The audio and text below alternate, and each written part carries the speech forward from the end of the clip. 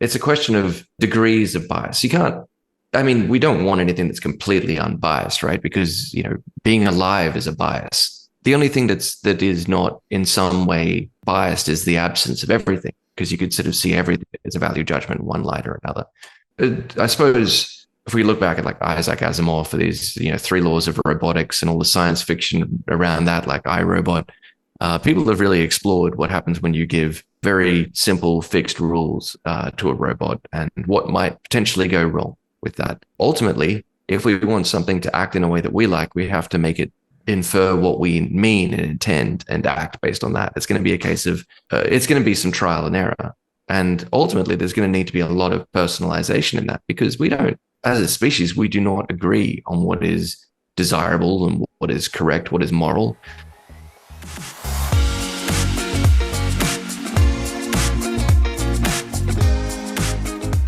Hello and welcome back to another episode of the podcast. When we talk about AI, what is that weird kind of when we talk about? Anyway, I think there's a lot of chatter about the possible futures for AI, the consequences of how it's going to affect us, and also this race to AI. So frankly, it's all a bit confusing because you can't really look stupid in this conversation. You can't ask dumb questions like, what is intelligence, right? And how can I start this journey of understanding what's coming my way? Because we can't afford to ask these questions without people going, oh, you're an idiot, you don't know anything, or you're stupid, whatever it may be. But I think starting from scratch, just understanding this is key, because it also means how can we kind of equip ourselves, understand ourselves better, build a foundation, also understand what we want, what we don't want, without having this idea of FOMO, like, oh my God, if I don't pick on this new technological trend, I'm going to be left behind. Or if I don't get on this new platform, I'm going to be left behind. Because that itself leaves you more open to manipulation by new technologies and new companies and new people and new avenues, right? So to talk about that today, I've got a friend, an award-winning researcher in AGI and consciousness. Michael Bennett is joining me all the way from Australia. He and I go back many, many years. We're friends. And now he's on today's show to talk about consciousness, but he's going to talk about AI, the power of AI, the various avenues of AI, the risks of AI, but also some of the risks which are all rubbish, and also some of the potential great uses of AI, but some warning signs, some caution tales, and all the various things that he's come across in presenting his papers, writing all these papers on consciousness and intelligence and the bridge between the two. Some explanations which are scientific, but some real world answers which are really important for you and me and everyone trying to navigate this world with immensely rapid technological progress. So I'm sure you'll enjoy this conversation with Michael, and you'll really have a lot of stuff to take away. So without further ado, here's my conversation with Michael Bennett. Thanks. Michael Bennett, thank you so much for joining me on the SoapyRao show. It's a pleasure having you here today. It's a pleasure to be here. I don't know why I introduced my own podcast with its name. I could have just said here, but hey, man, it's so good to have you on the podcast finally, because we have been talking about this for a while. In fact, we have known each other for a long time and keep talking about ideas. And finally, I get to understand what you are researching at your PhD level. Because every time we start talking about it in person, the next thing you know, they're like 5-6 drinks down, and I have no clue what you're saying, because it is very interesting. That's why I wanted to talk to you in a sober environment, even though I don't know how much more I can soak in sober. So just to give you context and people who've heard this podcast, a few months back, we had Anil Seth, who you've heard of because he's in the same field you're researching.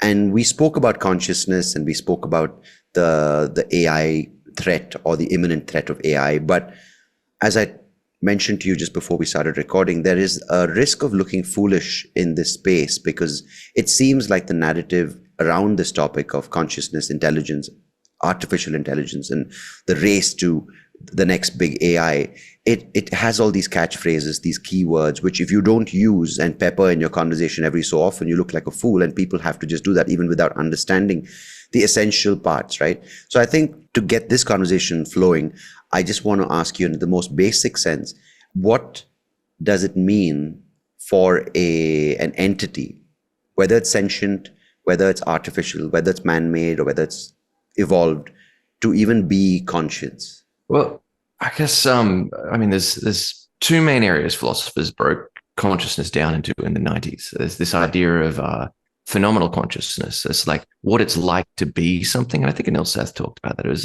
Yeah. like yeah, so like what it's like to be a human being. There's that feeling of being a particular being in a particular state.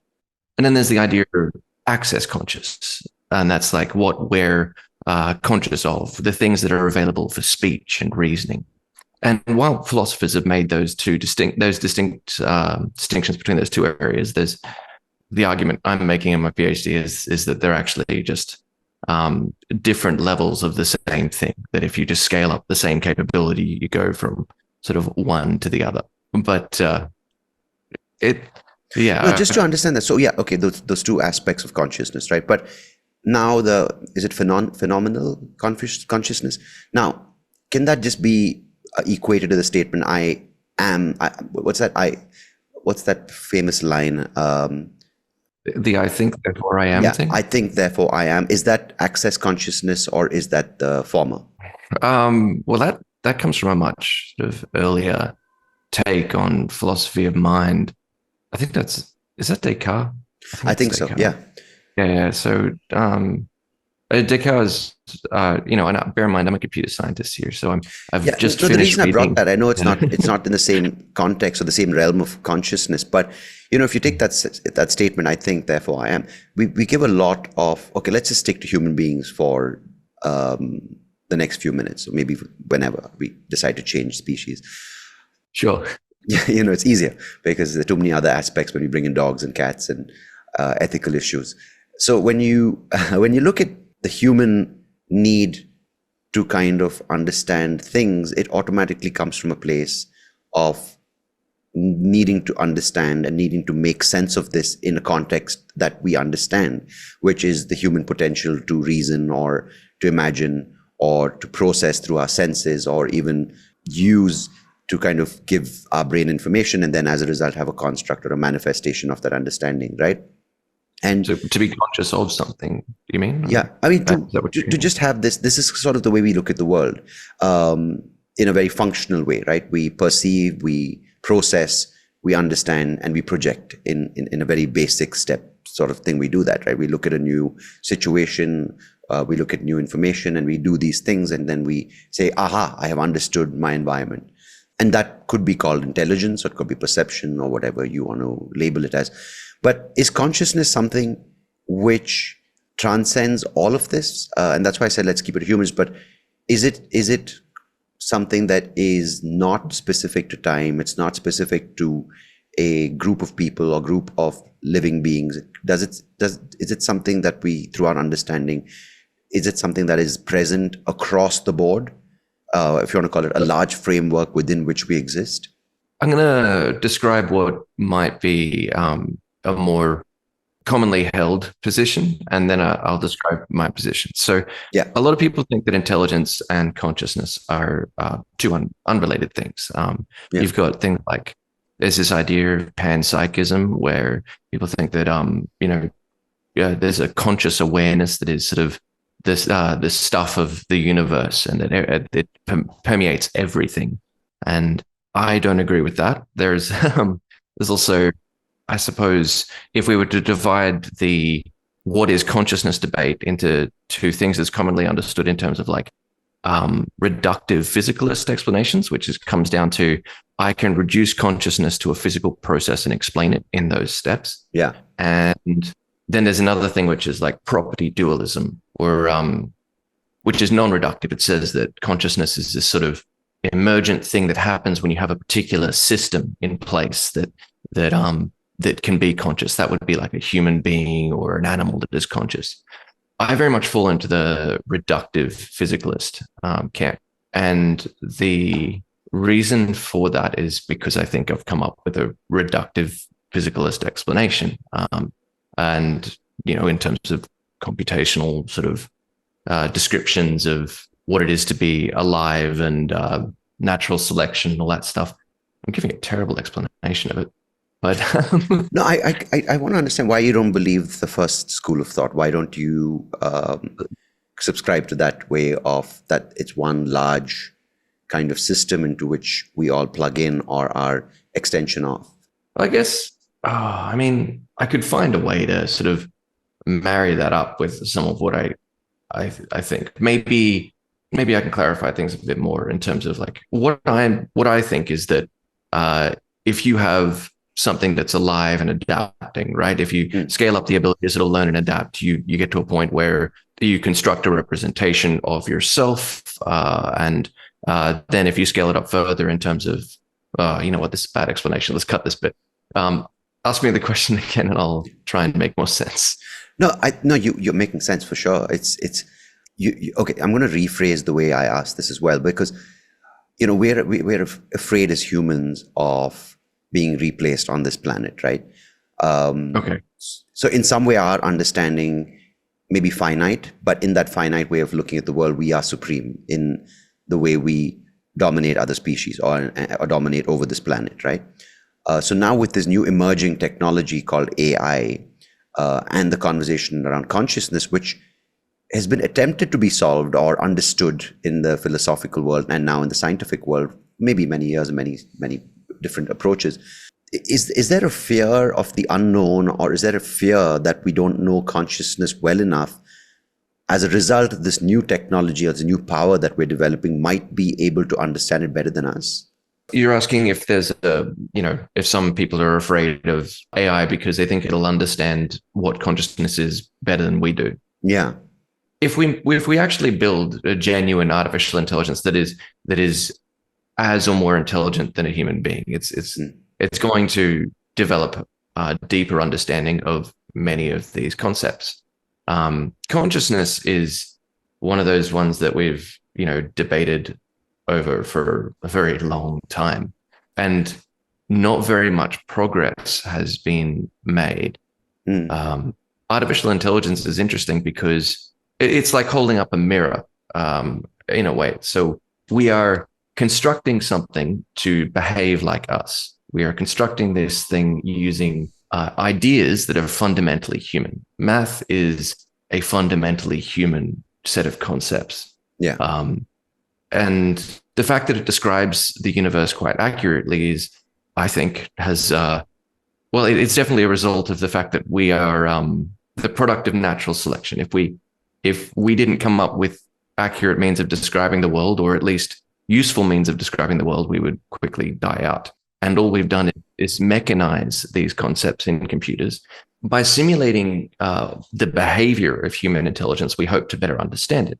Consciousness is something we associate with human intelligence, and many people believe it is an entirely separate thing from intelligence. I don't. I think it's a product of intelligence. But in any case, hopefully we will get a better understanding of ourselves by building AI. Whether the AI then turns around and tells us more about ourselves is, I suppose, 10 steps on. So from the point you just make, because I think the separation between intelligence and consciousness is something that a lot of people talk about, right? That intelligence, you can be intelligent but not conscious. But let's stick with this, right? That a certain level of intelligence generates consciousness.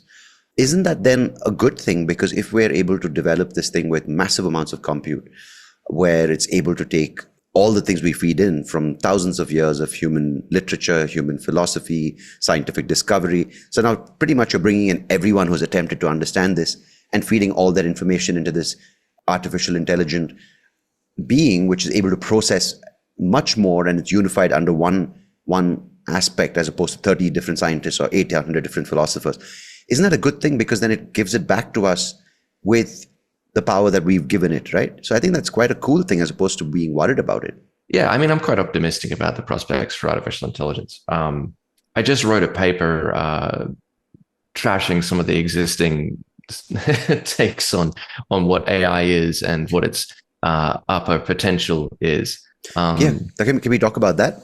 Because I think there's a lot of the other stuff which is very unidimensional, right? It's always the same 5-6 people talking about where they see AI going, whether it's Ray Kurzweil or Elon Musk or Sam Harris or whoever, the same 6 people on every podcast. And but I want to know this. I want to know why what the things are and what your take on those are. All right. So you could think of artificial intelligence as the engineering branch of philosophy of mind. So philosophy of mind and cognitive science, they try and understand what the human mind is and how it works. AI tries to build something that works like the human mind or behaves like it. It's interesting, though, when you think of computer science and AI that way, because philosophy of mind and cognitive science have changed a lot over the last 100 years. And philosophy of mind arguably began in the 16th century with Descartes and this idea of like interactionist dualism, which just basically means you've got your mind is off in some spiritual ether that doesn't sort of occupy space, and it is able to touch the physical world through, and Descartes thought it was through the pineal gland, which is kind of random but interesting. And so this was called interactionist dualism because the physical and ethereal kind of spiritual worlds interacted. A bunch of people at the time pointed out there were problems with this because you can't have this causal interaction just coming in through the pineal gland. Why does it just interact there? Why is my mind able to affect my body and not someone else's? What's attached? Why is it attached to me? So people come up with other explanations, this kind of eventually result in something called epiphenomenalism, where the idea is you've got a sort of physical world and a mind is sort of happens alongside that. It's sort of a property of something in the physical world. And it's still a separate substance, though. And then you've got, this physicalist, pure physicalist idea, what would have been called sort of materialism back in the day when people thought everything was just, basic material. And that's just like mind is something that's happening in the physical world. There's still a lot of debate about that, but the physicalist takes have gotten interesting because you've got things like inactivism, which is the idea of like you're thinking in the world. And what that means is not just that I'm a body in the world and my mind is in it, but when I write something on a piece of paper, my cognition is taking place through my hands, through the pen, onto the page. I'm extending my cognition into the world. I am enacting it within the world, and the world is giving me feedback. It is storing information. My memory is not some chip in my head. It's the world around me as well. So when we started computer science, we unintentionally kind of came up with dualism, where instead of so this is what I mentioned that paper. It's still in peer review, so I just finished it, so we'll see how it's received. But right, software and hardware are not really two separate things, right? We think of them that way. We think of software as kind of like this thing like a mind that exists separately from the hardware, which is like the body. But the fact is, all software is just a state of hardware. When I load software onto a computer, I just change the physical state of the computer. I don't move an object into the computer. There's nothing like that happening. And so we've kind of imported these 400-year-old ideas of dualism into computation. And as a result, when we've modeled AI, we've done it as this sort of from this kind of software mind point of view. But the idea of a software mind is fundamentally broken. There are no software minds. There are only configurations of hardware. And when we account for that, we get very different results as to what an optimal agent looks like. So a lot of people have the idea that compression is the key to artificial superintelligence. There's some really great theories about that. People I really admire, DeepMind and OpenAI, are pretty much founded on this principle. And the fact is, whether I can come up with a more compressed representation, that idea that, which is what they're sort of getting at with the software mind being sort of optimal, that if it can come up with a shorter representation of the world, then it has understood the world better. But the fact is, whether a representation of the world is short just depends on whatever hardware interpreter we're sort of using. If you take all this stuff into account, you get fundamentally different results. You don't have to worry so much about a blow up in superintelligence because you've got this thing that's embedded in the world that's restricted by the world around it, that can't just take off and reenact a movie. So basically they talk about it escaping the sandbox, right? Which is, according to what you just said, not possible because it is grounded in a physical machine or in a certain server. Yeah, it's just they're off in 16th century fantasy land. Mm. And that's not to say that you couldn't use AI to cause problems. Of course, you could use anything to cause problems, but the hysterical rhetoric we've seen over the last 2 years, particularly, it's a bit nuts. Yeah, I think that's good to hear because, there's this, there's a reason I mentioned the fear, right? Because again, with anything, as you said, being addressed today, there is a lot of frenzy, hysteria. There's the same 5, 6 things, conversations in different realms of whether it's the left or the woke and the right and the conservative and these and those and the politicians. It's just those 6 camps that keep being heard, which, oftentimes is, as you said, nuts.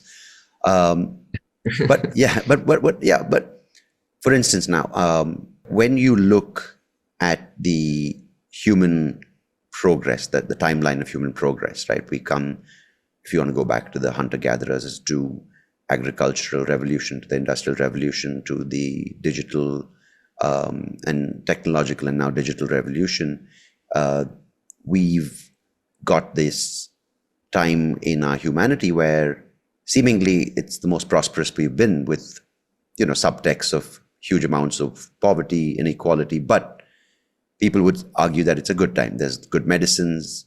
Again, within that, people say that, well, but they're horrible vaccines.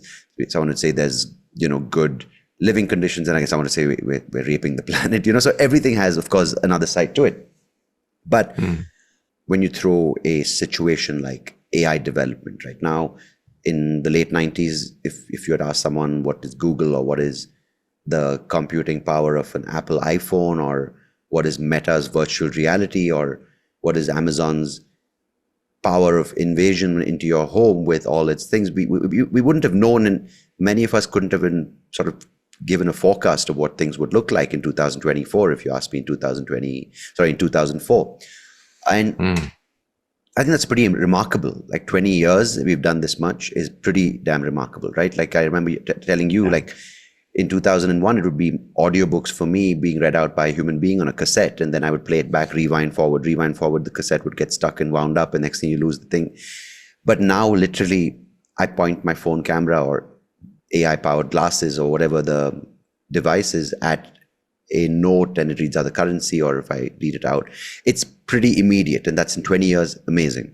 So if we take away consciousness, which is a very, very vast and important subject for our own understanding, just the idea of AI powered systems, what does that look like in the next, say, 5 years when it comes to healthcare, or it comes to mobility, or it comes to education? If that's a space you kind of explored while getting while going down the path of what you're doing in your PhD, have you explored some of those things? Yeah. So there was I remember when Uber who was testing self-driving cars in Canada, I think. And there's this I think her name was Elaine Hertzberg. This woman was killed by a self-driving car. And it became, her last name was Hertz? I think Hertzberg. But just weird that that's the last name for someone who got hit by a car. Anyhow, you're gonna get me in trouble. No. This is all on me, guys. Yeah. So this became kind of a first case of like, who killed this person? Was it the person who designed the car? Was it the person who was overseeing the operation of the car? Was it was it just bad luck? Was nobody responsible? You can't hold the car responsible because it's not conscious. It doesn't have intent for the purposes of, evaluating whether it is. Well, a lot of our law is based around ideas like intent, of taking responsibility, of who is ultimately liable. Car can't be held liable. It could if it was conscious. And so you could have, I suppose you could end up in 5 years with every company employing a horde of people to look at screens and observe automated systems and effectively act as a liability sponge to be blamed when something goes wrong. But that's a terrible future. No one wants to go for that. You could see with medical diagnosis, for example, that maybe a doctor would use an artificially intelligent tool, but the doctor is still legally responsible. Until this question of legal responsibility is really ironed out, we're really restricted in what we can use AI for in those sorts of sensitive domains. You have to have someone who, gets held responsible when there's or what's called a safety and mission critical system, or some sort of legally sensitive position. Something like video games, though, doesn't matter if my game crashes. So you can do crazy stuff with AI and entertainment and video games and music. We're going to see amazing applications there. But until we can really address consciousness, where I don't think we're going to have AI in any sort of position of legal responsibility over anyone. Because when it comes to certain areas where human bias is a problem, right? Whether it's with saving lives or taking lives, or self-preservation, like say, police or firefighters or soldiers, or even doctors, or, to the other extreme, you have, as I said, saving or taking lives. Is this somewhere where it could be a problem because the execution of its task is the primary objective for the AI system, and this is without the consciousness and morality which the consciousness might be able to use? So will we see issues here, like for instance AI weapon systems which are able to react much quicker than human beings, or AI systems in the police force which doesn't discriminate based on race, or and as a result the legal aspect of things that you just mentioned, it's just the law, pardon the pun, is just black or white, Yeah. So, yeah. I mean, we've already got bureaucracies and very flawed systems for evaluating everything, right? So, the people fall through the cracks in every system. People are treated badly in every system. It happens whether we've got an AI managing it or a human. Ultimately, we do have laws in place in a lot of those things to try and prevent those kinds of problems. But okay, think about the film Dallas Buyers Club. Can't say I do, sorry. So I've never actually seen this film, but I was talking to someone about it because it's an interesting example of a well-intentioned law gone wrong.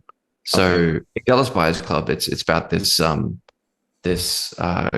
guy's HIV positive in the early 90s, and he's given like a couple of months to live, and he can't get medicine that might save his life because the regulations say that he can't import this untested medicine from overseas. Now, he's definitely going to die without this medicine. So he sets up a bias club and starts importing it illegally. And I think I won't spoil the film for people who haven't seen it. I do know the ending, but it just seems like it's so morally uncomplicated. Of course, he should be able to import the drugs to try and save his own life.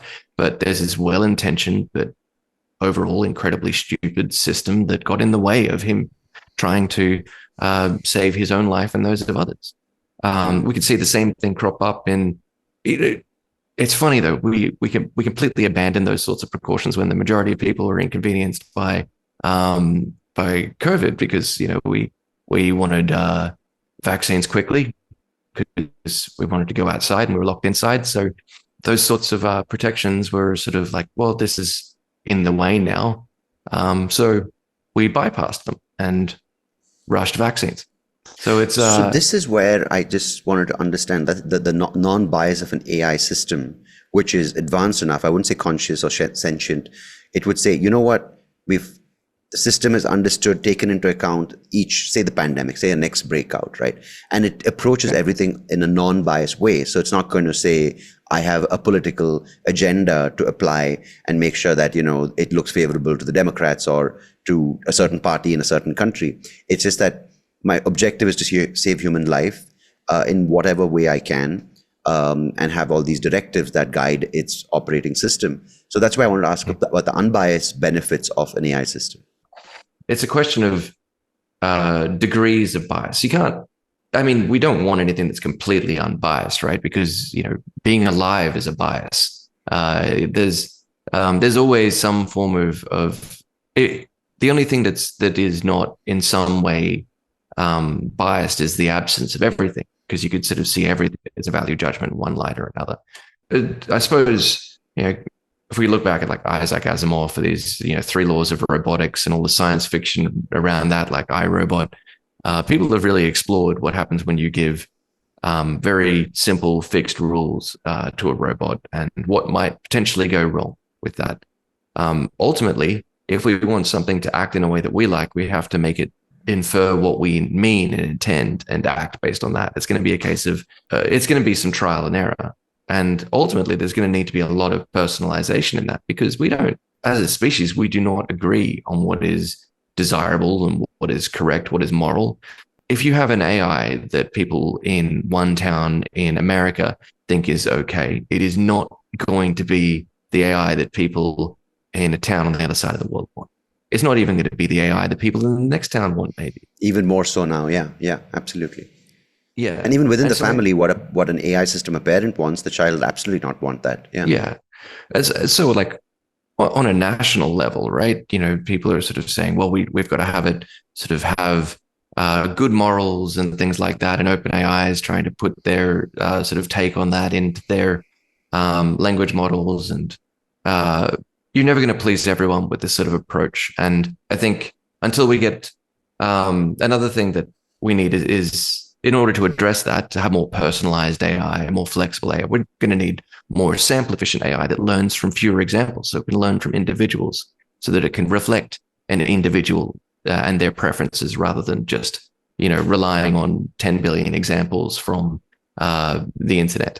And even then, just like harvesting, data from the internet, right, is not going to get a coherent sort of idea about anything. Because the internet's full of contradictory ideas, and the longer we have language models, the worse that's going to get. I think I was listening to someone talk today about poisoned data from language models already getting into data sets that people are training new models on. Okay. Yeah, I mean, with our understanding of human beings, we listen to, say, 5 different episodes on the Israel-Gaza conflict. We're just like, what the hell's going on with human beings? Imagine this thing is being fed 10x of that every second without context. I don't know what sense it's going to make of it, right? And not just today's conflict. You go back 5 years, you go back another 50 years, it's been going on. So there is absolutely no consistency in human behavior and human reactions to situations. So if we, in our creation of an artificial intelligence system, don't have consistent behavior that have determined that, I don't know how that's going to determine and react in a rational, consistent way. Yeah, we're going to need more sample efficient, but I mean, things that learn from fewer examples, that adapt more efficiently, that don't just mimic our behavior, but infer what we mean, which, could be seen as two sides of the same coin. Of like, right. If you really want the most, as if you're able to learn in the fewest number of examples, right? If I really want to learn what you think, and I ask you, and I understand what you think, then effectively the best way to do that is to, model your behavior, to model what you want and sort of predict what you're going to do based on that. So you could think of it as cause and effect, or inferring the program that generates the next sample. Current technology is not going to be able to do that.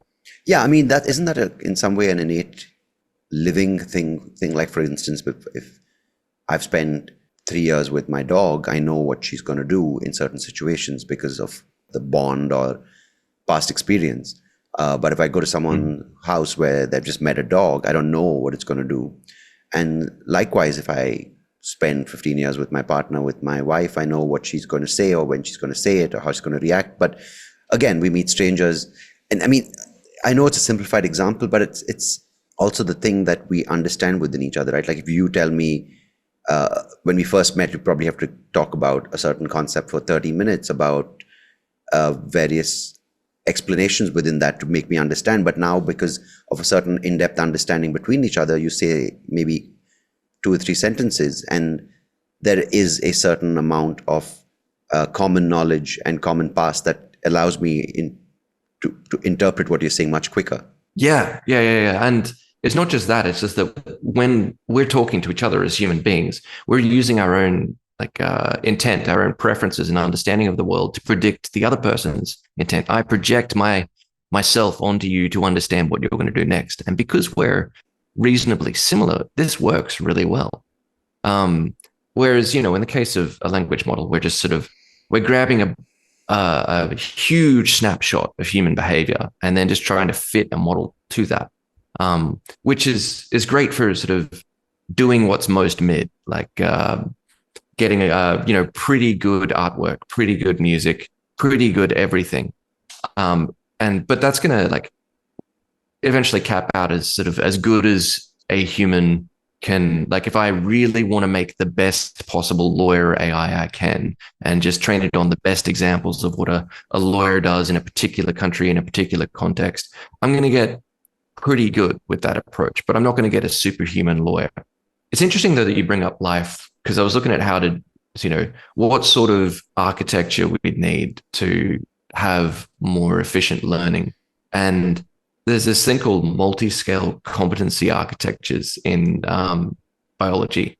And it's just this idea that, you've got everything that's kind of collective intelligence from the level of cells.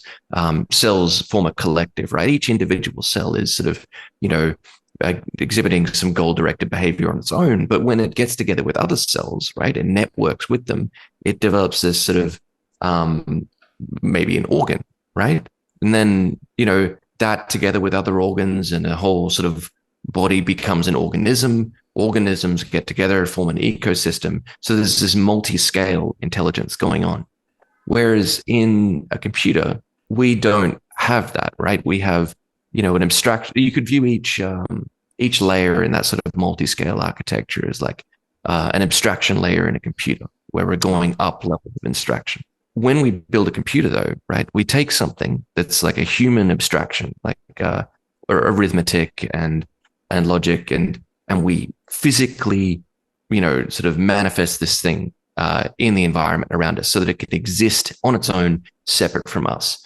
But when we do that, we kind of cut it off from the goal-directed sort of processes that gave rise to it. It's now like a fixed window looking onto just part of the world that can only represent the world in certain ways. Yeah. It doesn't have the flexibility of biology, which is like you could think of it as like a moving window through the process of evolution that is able to be directed towards particular problems, to form particular bodies suited to particular environments. And then those organisms are then able to pursue goals whilst themselves being the product of a goal-directed process. So it's like, if we wanted to make computers that adaptive, that sort of efficient, we might need to look at something like swarm architectures of tiny, cell-like robots, all kinds of stuff we could consider. Yeah, and that's an interesting thing, because a couple of places where I read about consciousness, coming back to that now, is that is in some way the consciousness doesn't care about good or bad or evil or poor and rich and happy and sad. It doesn't have these biases towards emotions or value systems that we put in place, but it's just experiential, right? So someone would say it's this vast entity or this vast, I don't know the right word. See, I might not have the right word in my vocabulary to explain it. It's just this never-ending vast existence from which we are created as, maybe someone would say, an illusion. And yeah, we might experience pain and sorrow and grief and emotions, but it's just the way that one tentacle of this consciousness is experienced more and more of this universe. And if you put it like that, it's just fascinating, right? Because then our interpretation, I mean, of course, this is a human interpretation, because I've heard it from other human beings, but it's just quite an amazing thing then if you look at it and try to impose our understanding of what it would do with this explanation of consciousness in our future. Because actually then it makes probably that none of this physical manifestation we call a body and our mind and the human experience doesn't probably exist, because it's already a part of the consciousness which has experienced itself in various other forms, experiencing this time, this world at this point through me and at this point through you in different ways. That went over my head. Yeah, I mean, I just found. Yeah, no, I was just reading somewhere, man, that there's this book by A.G. Riddle. I think it's called it's called Winter World. Basically, long trilogy short, how this thing called the grid is just absorbing power from across the universe, across different star systems, because it needs to create enough power to sustain itself and it just has all these various, I wouldn't say beings, but it has all this experience within it and from different worlds. And that's what I was just thinking about. I know it makes no scientific sense, and I know I might have sounded like a madman with what I just said, but it's such a vast area to understand. But how can we even minimize it in such an argument that intelligence versus consciousness, when we don't really understand what it means on the largest level possible, what consciousness is? Well, okay. So, right. I've got my idea of what consciousness is, and I've got a solid argument for it. Well, at least I think it's solid, right? Right. And, I've gotten some stuff through peer review, and so it's, we'll see how convincing it is when I get the full paper out, right? I'm working on that with my co-authors, and that's like a 55-page paper arguing this is what consciousness is, this is how it works, this is why we have consciousness instead of, and that's really the key thing people are stuck on. It's not just like what is consciousness, it's why do we have consciousness? Why is something conscious instead of nothing? Why isn't there just like stuff mechanistically happening without any awareness? Okay. That's called the hard problem of consciousness. I think it's at least it's pretty clear to me based on my PhD research. So we'll see how that goes. That consciousness is necessary for sample efficient adaptation. What this means is if you want something to understand the world as efficiently as we do, then it needs to be conscious. And this is because you need to be able to, what I call weak policy optimization, but essentially you need to be able to tell the difference between you interacting with the world and the world acting upon you. So you could think of it as like, there's this thing called reafference. A guy named Bjorn Merker sort of argued was the core of having subjective experience. And that's like, in a fly, it happens in the central cortex. So you imagine a fly on your shoulder. If you move your shoulder and the fly perceives the world around it moving, it can tell the difference between it moving because your shoulder moved and it moving because it moved, right? And that core thing there is like, there is now a distinction in the fly's brain between it making a sort of interacting with the world by its own agency. It has something that is like the core of its agency. Now, I'm not suggesting a fly is as conscious as a human being. I think for that, you need to scale the thing up further. You need to try and predict, well, what do I look like in someone else's eyes? What are my actions going to be perceived as by another intelligent being in order to get some sort of reflectivity or self-awareness, right? Because I am predicting myself from another's point of view. And so there's all these arguments you can come up with as to like, well, then I'm arguing that consciousness is these two things. You've got this sort of reafference part and you've got this reflective part, and that sort of covers most of what's important in human consciousness. And you could go another level and have a reflection on your reflection, what's called meta self-reflective for reflexive consciousness, and like have a movie in your head, essentially narrating your own narrator. But that's one take. And like you said, it's a big thing. Getting anyone to agree on what consciousness is tricky. I have been talking to some really esteemed kind of, I uploaded this preprint a couple of months ago. This is kind of hilarious. And I got this random email with two Turing Award winners in the email chain. And the Turing Award's like the Nobel Prize of computer science. Right. And so I saw this email and I'm like, what the hell is this? Why are these? It's got to be some kind of scam. Why are two Turing Award winners in an email chain with me? What's going on? So someone had noticed my preprint and I hadn't cited someone else, and that person was working in consciousness. My preprint was about consciousness. And so they were like, why haven't you cited this person? I think they were just pulling my leg, right? But it was, in the end, it was, I ended up chatting with these people a lot, and it was very flattering because it's not often you attract the attention of Turing Award winners. I'm a PhD student. Apparently, that's supposed to be a lot less exciting. So I ended up chatting with them a lot. And after going back and forth about our two different theories, it became clear that they have a different take on what consciousness is, not just how or why. So we're sort of aiming at two different targets. They're not necessarily mutually exclusive, but we each have our argument about why we think consciousness is what it is. My argument ultimately boils down to I believe this is consciousness because if I start from first principles of this is what reality is and move on from there, this is the answer I get to. They have a different argument with a different justification. 1,000 other people have that. Now, I think I'm right because I'm starting from first principles, but that's me. And a lot of people are going to think I'm wrong. So we'll see if that goes in peer review. Yeah. Okay, let's stick with that for a moment. Now, if we take reality as real, I'm physically here in Bangalore, you're physically there in Australia, we're talking over this device. What if that's not true? And part B to that point is now with the emerging technologies in virtual reality, where it's an immersive experience, what's then to prevent our understanding of consciousness changing? Because in that realm of virtual reality, as you said, we can do crazy things with video games, and in that world, because there's no morality, there's no legal governance, can that impact our appreciation of our consciousness then?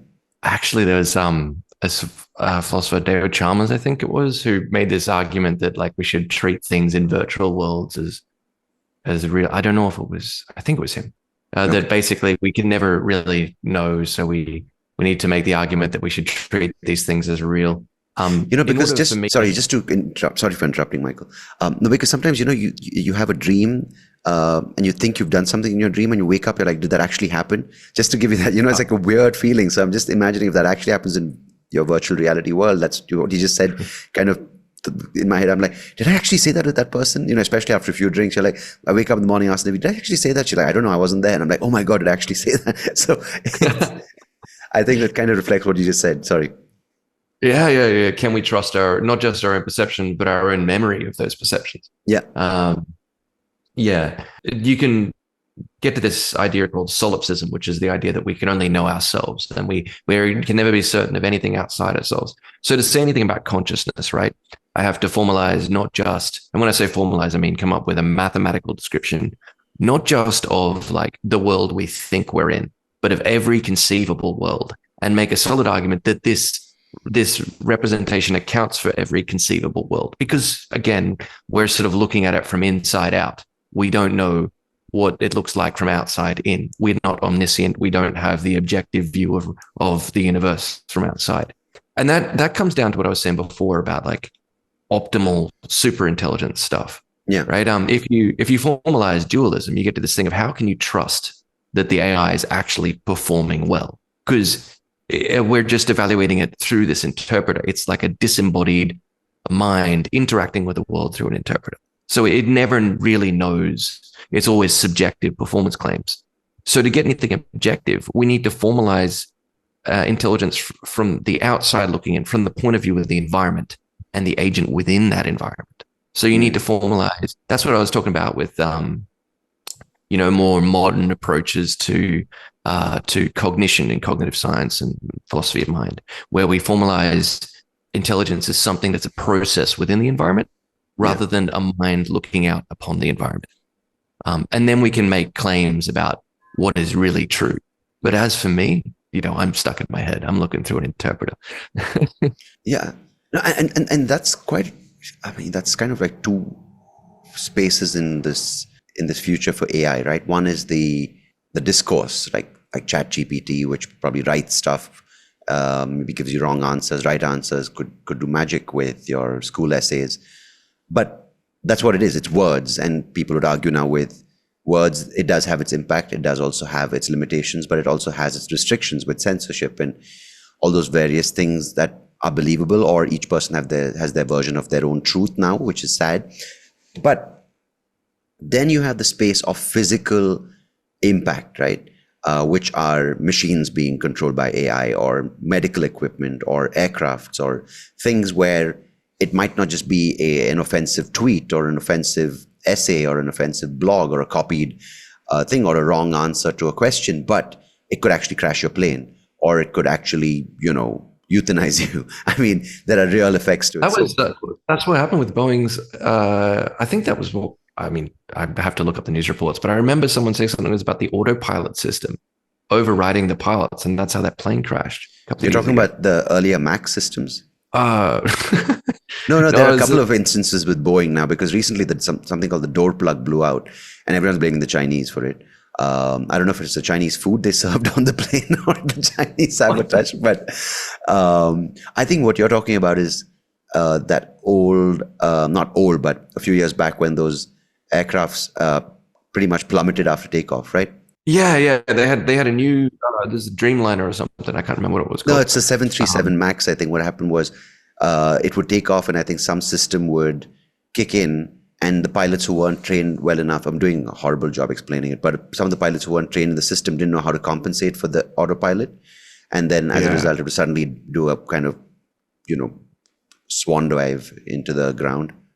Well, I have no idea what the facts are there. I should probably read on it before I comment. But, Yeah, no, I think we should. I think we need to ask yeah. ChatGPT about it, whoever's listening. No, we can't trust ChatGPT.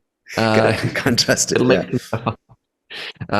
But yeah, no, there's like, we can't put loose approximations in charge of safety and mission critical systems. We need things that we can verifiably rely on, at least to the level of like a human being. The more catastrophic the possible consequences of the machine going wrong, the more we have to sort of verify and make sure it's going to work. But I think, I mean, it's hilarious how much this sort of massive edifice of technology we have, built on layer upon layer of software that there's this meme on the internet, which is like this huge Jenga stack of like blocks. And it's like at the top of this stack is like all the critical infrastructure we use to run the banks in the world. And like at the bottom of this Jenga stack is one tiny brick. It says open source software maintained for the last 20 years by some guy in Nebraska.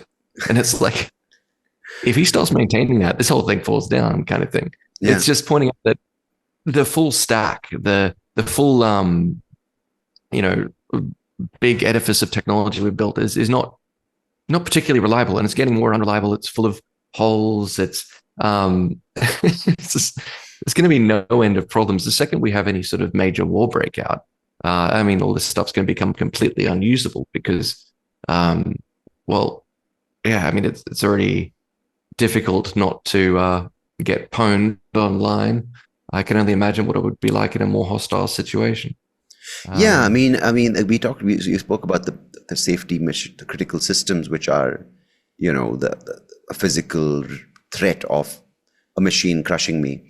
But if you look at, that's the hardware side of it, but you look at the software side of things, where there are deep fakes and there are these extortion scandals where, these images of children being created and peddled to pedophiles, and AI being used for that. That's as harmful, because in many cases it's actually facilitating or allowing these pedophiles to reach their victims, or it's causing severe distress where these children are going to commit suicide. But it is actually causing human harm. So how do you kind of, manage that, right? Because there are so many benefits from this future of having your AI assistant or AI tools. But again, like anything we do, we have such shaky foundations of before things are in place and making sure it's all running smoothly. We want to be first to the punch, and Google wants to outdo OpenAI. OpenAI wants to outdo Meta, and Meta wants to outdo themselves, whatever it may be. It's just this race, and without a clear starting line, if that's shaky, we don't know where we're going to end up, because it's just so erratic and it's so irresponsible. I think it's impossible to come up with effective regulation when you haven't even built something that is going to work yet. We're trying to. I think it's. I think it's putting the cart before the horse. You can't regulate away the potential pitfalls of a new technology, and everything that people can maliciously do with AI is already illegal. AI is just a force multiplier. If I'm a scammer online, I just become a better scammer with the assistance of AI. Yeah. Likewise, though, you get from a pervert, I become a much more effective, a better pervert online. Jesus. That's crazy. Yeah. Well, oh my God. It's So, hilarious. Mm. so AI is, I don't think we should be trying to regulate away everything that might go wrong with AI because it's not going to work.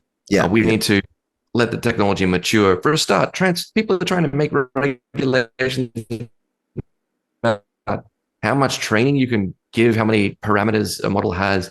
That's nuts. We don't even know what sort of models we're going to be using in 5 years. Probably not general purpose trends. Like that, like we're probably not going to be using GPT-8. We'll be using some different, better architecture. right. We're probably going to be using things that integrate search. We might even be using entirely different sort of, I was talking about cell-based, swarms Yeah. and things like that. Who knows what we might come up with? It'll be better than what we have, but yeah, trying to regulate the technology is ridiculous. We can only regulate the use cases. The same way we don't try to look, we regulate guns because they have like one use case. We don't regulate hammers though. We regulate hammers being used for bad ends. Well, I'm sure somebody's tried to regulate hammers. I'm sure. I should probably. I'm sure before there were guns, hammers were the biggest bastards around, Yeah, yeah. Yeah, man. I No. mean, it's just a lot of noise, I think before we can actually spend time, I think we're firstly become, as you said, a society or a civilization where we just like, holy shit, it works, let's run with it, as opposed to, thinking it through. And we always look back going, oh crap, we shouldn't have done that. And I think it's how we think as a, I brought up multi-scale competency architectures before here. We don't just think as individuals, we think as a swarm. Humanity is a swarm intelligence, and each human is a swarm intelligence. I am the swarm intelligence of a swarm of cells, and together we are a swarm of two organisms. And we are currently we're currently, cognizing this topic as we talk about it. Yeah.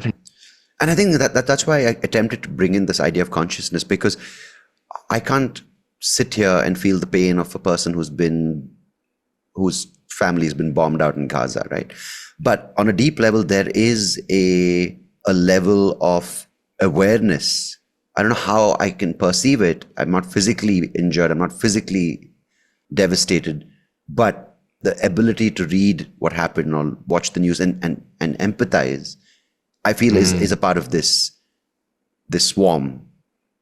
Yeah, I mean, mobs of humans are notoriously a lot less sympathetic or empathetic than individual humans.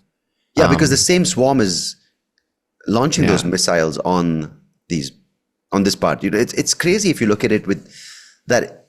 It's not like there are multiple swarms that are rivaling for dominance. It's the same swarm attacking itself and killing itself and growing and becoming something else, evolving. It's quite amazing. And I think that's this thing which I tried to kind of put into words and it went over your head. Sorry about that. But yeah, it's why are we attacking why are we attacking ourselves as a swarm constantly? Well, it's just like everything we do, our interactions with each other are the thinking processes of the swarm that is humanity in a way. As we explore and get to know our environment and then expand into, hopefully larger environments in future. Our whole ecosystem is a swarm. And arguably an intelligence. But when we try and there's this idea in that multi-scale competency architecture stuff. And Michael Levin, the biologist, will be able to explain this a lot better than I can. I'm just reading his papers and then integrating them with the computer science to try and make this stuff work with computers. Right. But there's this idea that when we have a swarm, it's not just that you get low-level goal-directed behavior producing high-level goal-directed behavior. When you have a collective of cells forming an organ, those cells are then constrained by the high-level goal-directed behavior they produce. In the same way that humans are constrained by laws implemented by the swarm that is a nation state, for example. Right. And so the behavior of the swarm is sort of constrained. And what happens is what's really interesting is when you isolate an organism, like a cell from the informational structure of the collective of which it was part. That's what cancer is. Well, at least, I mean, I'm saying this as someone who's like read 3 papers on the subject, so, so Okay. probably saying a bunch of things wrong. I hope not. But it's really fascinating stuff because it, when you think about this in terms of like human laws and societies, we seem to be doing the same sort of things. We thrive on individual agency. We need it to think as a society. We need to be empowered as individuals to act out the lives we are compelled to act out. But at the same time, we must be constrained in order to function as a swarm, to have a coherent body of which we are part. And one thing that's happened with the internet is, and all the stuff's happened recently, it seems like the coherence of the larger bodies of which we are part has become sort of somehow disrupted. That we have maybe we were formed more local swarms before. Our perceptual field as cells in this swarm has gotten too big, and now there's more information that we can cope with because suddenly we can interact with people we disagree with on the other side of the world. I don't know. And to add to that, I think also what earlier is that, you have this individual expression or this individual need to discover your life and live your life. And as a result, you bring back that experience to the swarm and you form communities and you're able to deal with multiple challenges and adversities and various kinds of people and be tolerant of them and their experiences. But now, instead of that, you have these cliques forming, right? Whether quote unquote communities or whether it's these people who are fighting this cause. And as a result, they don't want the individual to express or experience completely, but they want them to experience what that particular cause is. And as a result, the cancer example really stuck with me. And instead of becoming individuals giving back to the swarm, it becomes small little tumors that keep growing, preventing the swarm from actually experiencing various opposing views or opposing or different experiences. Well, it's like this venture capitalist, Mark Andreessen, who put it nicely. He was saying, I don't know if he was quoting someone, but he's saying that like all sort of human societies are like cults, and we have much more diluted cults than we used to. It used to be you have to believe something, but cults sort of bind and blind, and we have to sort of adopt the view of our sort of local swarm. And you could think of that as the multi-scale competency architecture of like the organ constraining the behavior of the cells, kind or more to the point, like the cells, perceptual field containing information that causes it to, behave in a way that maintains the organ structure. And it's kind of necessary for any organ to function. Like we need to be constrained to an extent to exist as part of a group, but it only to the extent that we over constrain a lot of the time. And we kind of, the whole point of a liberal society is that it allows us to dynamically form new organs as we need to. We can form smaller groups and adapt and leave groups that weren't working for us, and essentially repurpose ourselves as a much more flexible architecture than what we would have had in like feudal times, where we had a very tightly constrained, violently enforced top-down, gold behavior. Where, and so I think, when we are stressed or confused, we tend towards those more certain informational structures. We look for something that gives us certainty, and we join join a swarm that gives us a clear purpose and identity in a way. A definition of a label that we can attach ourselves to. Yeah. And it's particularly easy if that swarm then gives you an enemy to fight. That's why you see more cohesion in like Al-Qaeda or in ISIS or IS versus the Democratic Societies of America and the UK, where, or even for that matter, if you look at why people are more drawn out, like say young men are being drawn to incel or these groups which have this very, very constrictive outlook on society, as opposed to, because if you look at it from the outside, North Korea looks like a much happier country than the US, just on social media. Frankly, because they don't have social media. Yes, the North Korean social media accounts are really popping off.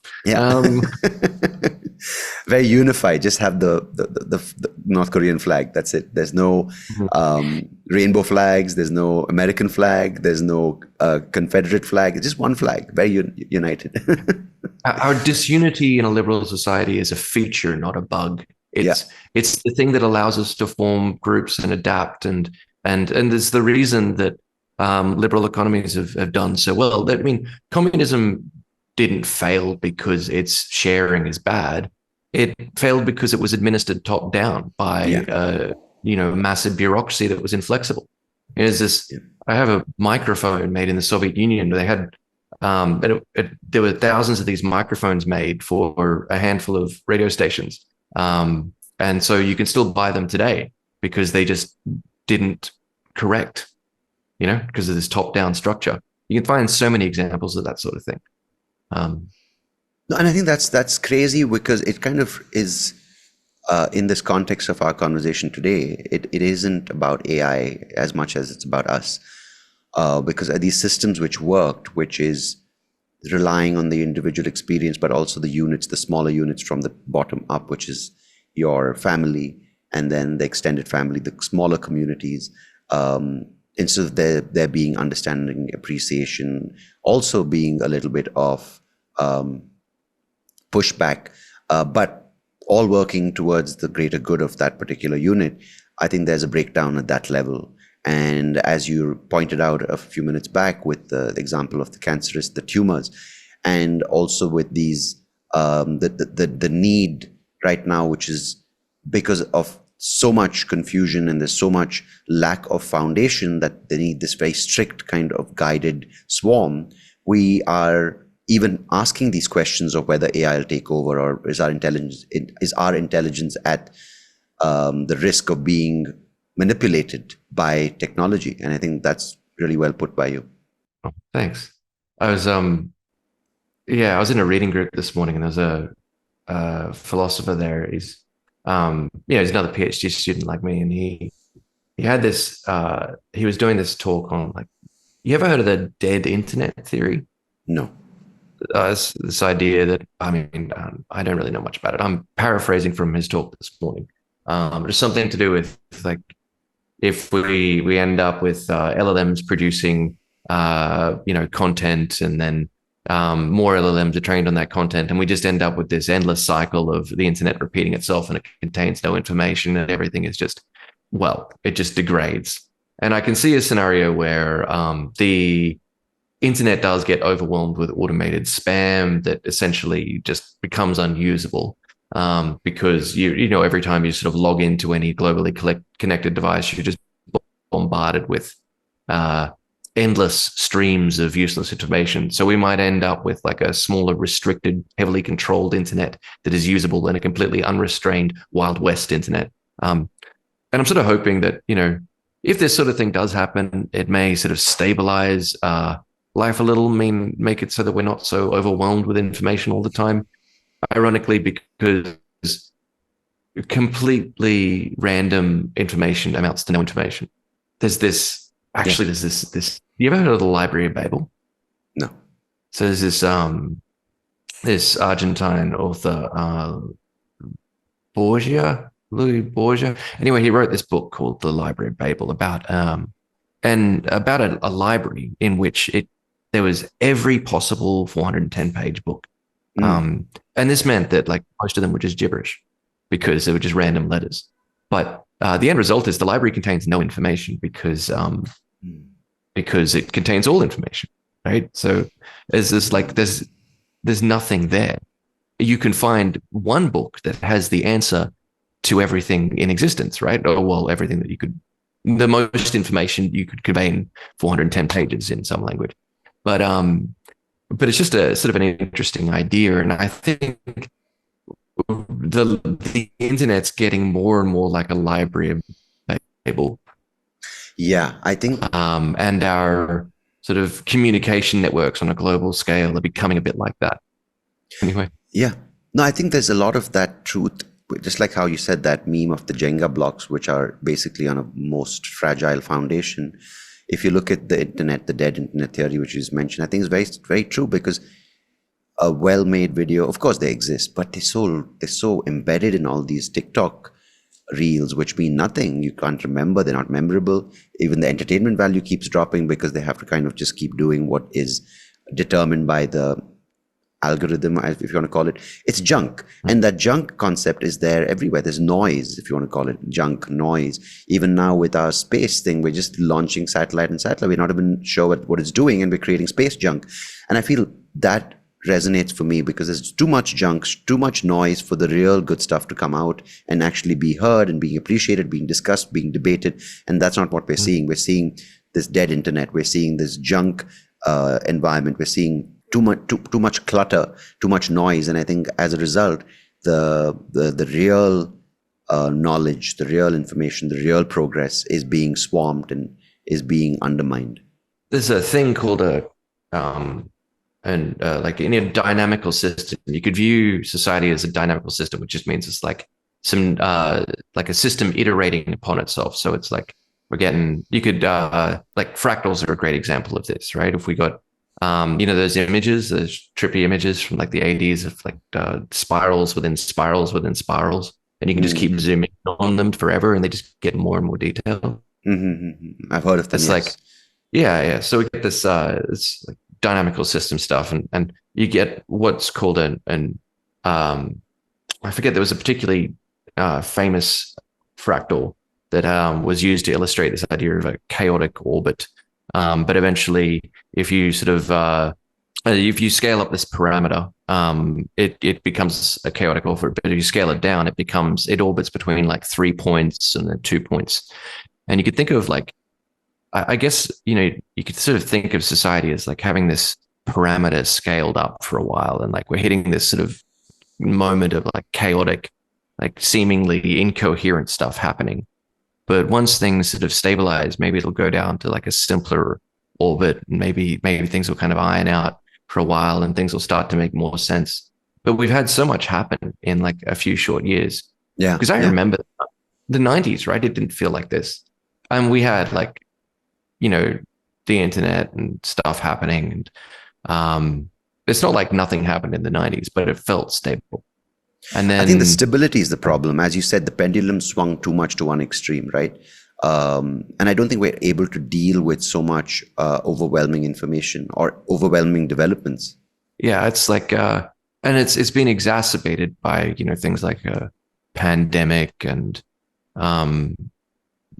wars, the internet. Yeah.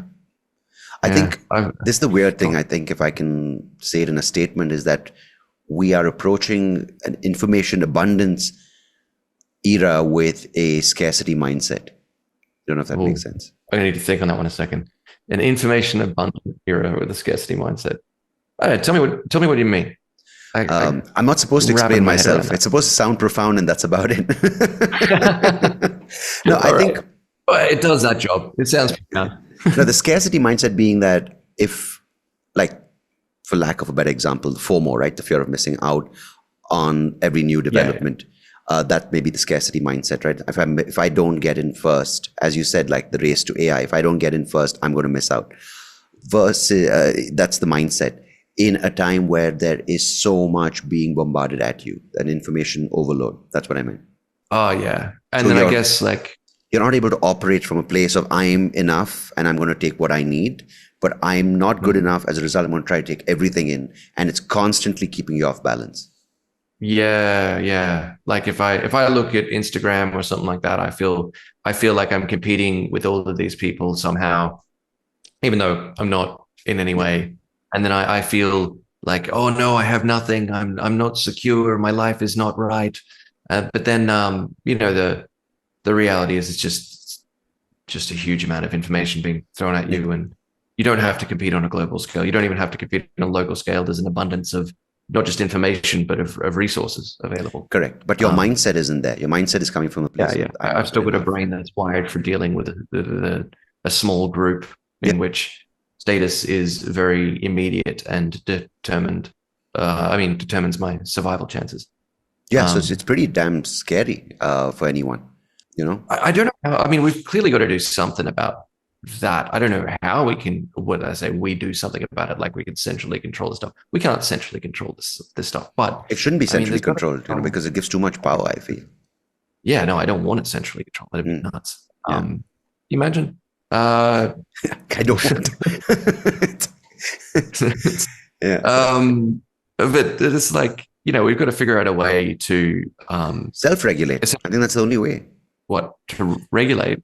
Self-regulate us. I mean, I think, no, just ourselves. I think we need to start, all of this starts from ourselves, like the individual ability to kind of reflect on yourself before you take up these new things. Do I really need to, get the next, do I need to be the person who gets a Neuralink because everyone else is getting it? Do I really need to become a hybrid? Do I really need to, I'm sure there are people who use social media, but they're like, you know what, I just use it to stay updated, but I use it once in a month. There are people like that. There are people who don't go up with every new biohack or health fad. There are people like that. We just need more of them. And we need to tell others who aren't that, you know what, you're good enough and you have that. Just need to have faith in yourself. I have had to set alarms with my Twitter use. So I set an alarm. I look at Twitter, a 10-minute alarm. If I'm still looking at Twitter in 10 minutes, the alarm tells me not to. That's good. It's because otherwise you can just sit there and it's like, it's 2 hours later and you haven't done any work. And I don't follow that many people on Twitter. But the ones I do, like 6 people I follow on Twitter, I think maybe less. It's like I just pick up on J.K. Rowling's tweets about transgender, about women, and it's just going on and on and on and on. And what's worse for me are the reels, because it's some funny golf reel, and next thing you know, I'm like, what have I done for the past half an hour? It's some junk. Yeah, you get stuck in it. It's like a Twitter hole or a YouTube hole, or just you end up down some rabbit hole. The word I like for that is a fugue. You end up in a fugue. You even forget what you were doing. You just have, it's almost like you're coming out of this kind of numb state. You're like, where was I, man? Yeah, it's pretty scary. So you almost need to like a diver setting an alarm for the air. You need to like set an alarm so that you get pulled out before you get too deep. Oh, that's a great example. No, but Michael, it's been great, man. I think I need to head and see if I'm needed to chip in. I don't know in what capacity. For that, I'd love an AI kind of assistant to just take care of my domestic responsibilities. That'd be great. That'd be great. Yeah. No, but this has been brilliant. I think it's long overdue, and thanks so much for sharing your findings, your research, and I really hope those papers come through, which I'm sure they will. And all the best with the thesis. I hope you get done soon and come to Bangalore and we can hang out. Thanks. I should have mentioned the. I was intending to talk about the consciousness paper that got accepted to the. Oh yeah, we can maybe talk about it for a few minutes before we wind up. Oh well, I mean that's pretty much it. I and my co-authors wrote this really long paper on consciousness, and the abstract has been accepted to the biggest conference on consciousness. So now I'm going to Tokyo to talk. Oh, wow. Congratulations. I think I cut you off when you started talking about that, but this is brilliant news, and congratulations, man. So when's that happening? July. So you should come to Bangalore from there. That'd be nice. Yeah, that'd be great. Congrats. That's brilliant. So that means you presented the paper, the abstract. So you go and present the whole paper there? Oh, so the abstract is submitted. Consciousness conferences work a little different from the computer science one, so I'm still learning how it works. But basically, I've submitted this abstract. It's been accepted. I'll go there. I'll put up a poster. I'll talk about my theory and defend it to the esteemed philosophers and scientists who turn up there to poke holes in my theory. Right. And then at the same time, there's like a huge paper that we've written, and that's going to go to a journal. And that's first draft, second draft of that is already done. It's just a matter of like, we'll take the feedback from the conference, probably, make the paper better if we haven't already submitted it by then. That's awesome. So you're kind of presenting your reel of the paper at this conference, and you're doing the actual full YouTube video in this journal to speak in social media terms. Yeah. And I hope it's in English. You're not presenting this in Japanese, right? No, it's definitely in English. Otherwise, that would be hilarious. You find out when you land in July. Oh, that would be hilarious. That would be when you need like a proper AI assistant who'll just convert it in real time. Yep. That would be an excellent prank, though, if you told some graduate student, oh, and you have to present this in another language. That would be good. But dude, that's really good to hear. That's super good news, and all the best for that and with your co-authors. Good luck. And Thanks. yeah, stay in touch. And thanks again for being here today, man. It's been long overdue, as I said, but glad we could do it. Thanks, Sandeep. It was good to chat. Take care, Michael. Talk to you soon. Talk to you soon. Hey, thank you so much for listening to this episode. If you liked what you heard, please do check out the other episodes on YouTube or wherever you get your podcast. And I would much appreciate it if you could like the video, share it with people who you think might enjoy it. And of course, do subscribe to the channel because it will help me and the podcast grow and reach more people just like you. So thanks again. Appreciate it.